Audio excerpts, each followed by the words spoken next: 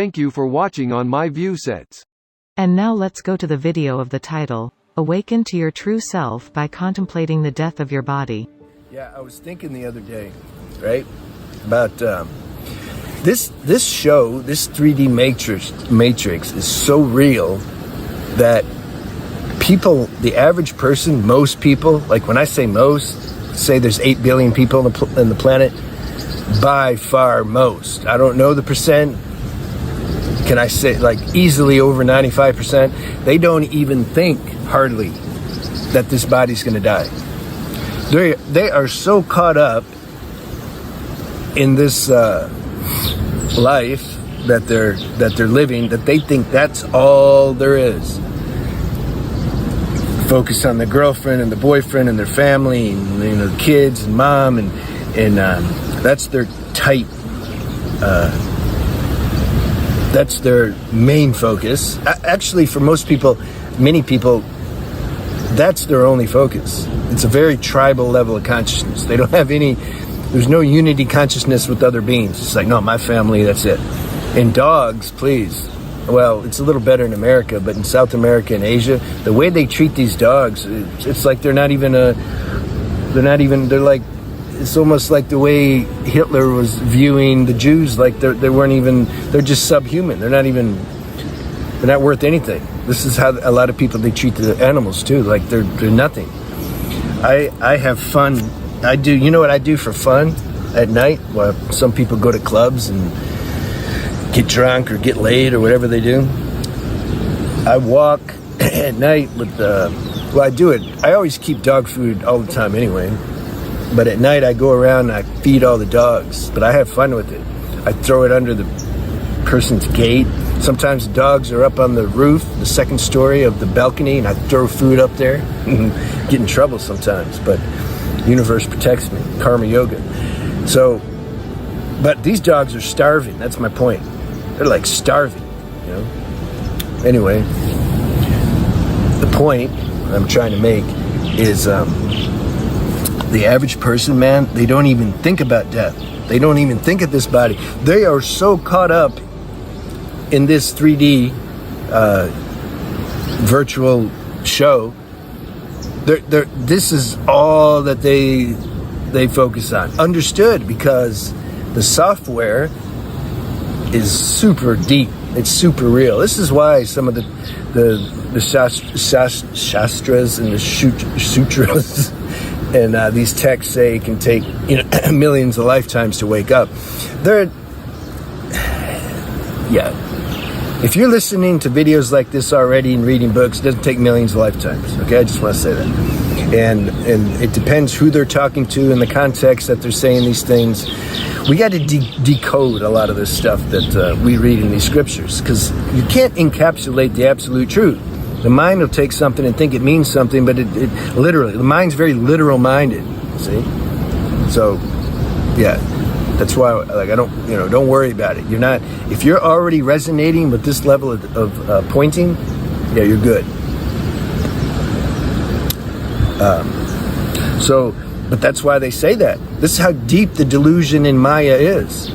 It's just it's like, they don't even imagine that, and to make it more, to drive the point home even more, people they know start to die, their family starts to die, and etc. And they still don't really contemplate or sit with them and be like, wait a minute, I'm gonna die too. Like all these people are dying. I used to know them. I hanged out with them for decades, and now they're like gone. It's gonna happen to me too. And if you ask them, you're like, do you know that you're gonna die? Yeah, I know I'm gonna die. Do you think about it? What's the point? Why am I thinking about it? Yeah. So something won't go there. It can't go there. I had a girlfriend once, and this is one of the few things that I like this, what she said, because we were talking about this subject, and she was honest with herself. She's like, yeah, something just won't go there. I can't go there. Because we were talking about contemplation of the body leaving.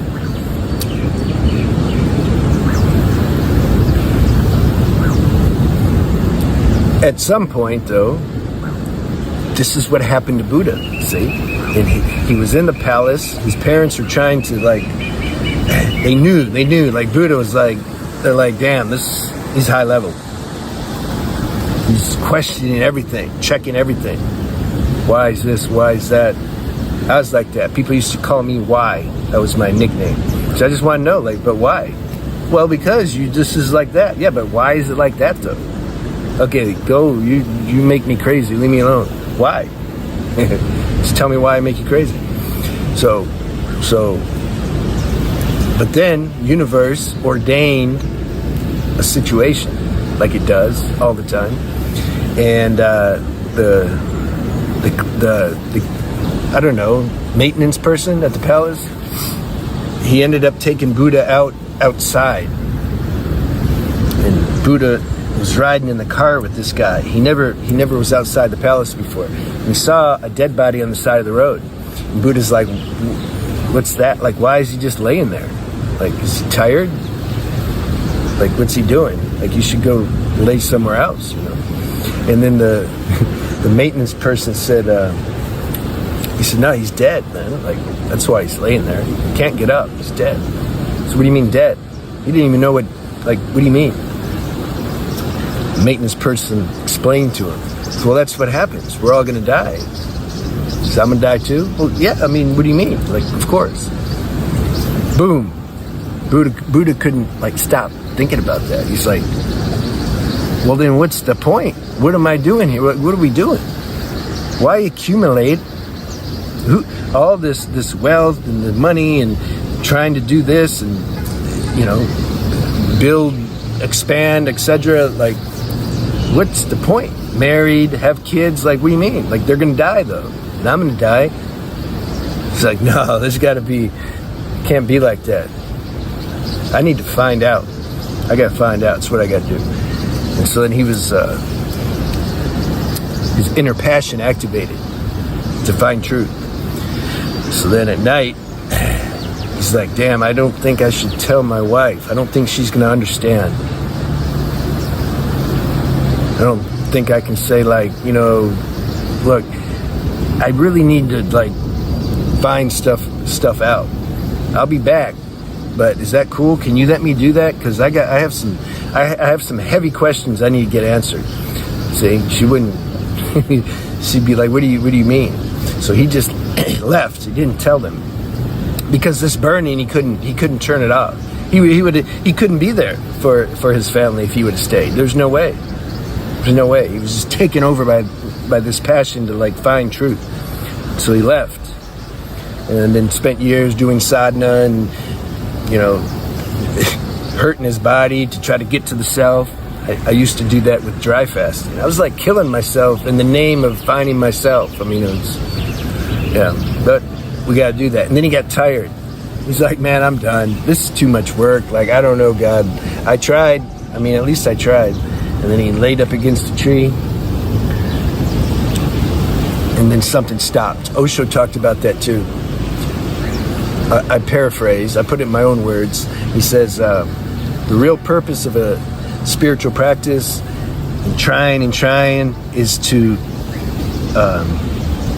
extinguish all this energy to try and make effort and seek. That gets burnt up at some point because it's the mind and self-will that's trying to get the awakening. But that has to go on. That has to cooperate with that. That's why I said it in another video. If that seeking energy is still there, just let it play. Let it do. You got no choice anyway, but I'm just saying, don't make a fight about it. And then it will burn up in its own time. Darn, I don't know if I talked enough about the death meditation. It's not really a meditation. I don't know. You can either do it or you can't. Like if you sit here and you just somehow you're willing to go there. Remember the girl? She said, I'm not willing to go there. Okay, well, let's see if you're willing to go there. You can feel the presence. Most of you know that state of presence. And then you can feel how the body especially if you had any close calls in your life, like almost died. If you had any close calls, you might sense there were some moments where something was going to surrender. You were going to surrender, like I was in the ocean before some years ago. I was stupid, and the waves are super strong. I couldn't get back in. I was trying to ride the wave to push me back, push me back to shore. The undercurrent was so strong, I just stayed there, like the waves washing over me, but I'm not moving. I'm like, uh-oh, this isn't good. And I was like, I didn't know, I was getting tired, and I would lay on my back to try to rest, and then the wave would hit again, and then the water would get in my mouth, and I'm like, uh-oh. So then something surrendered, man.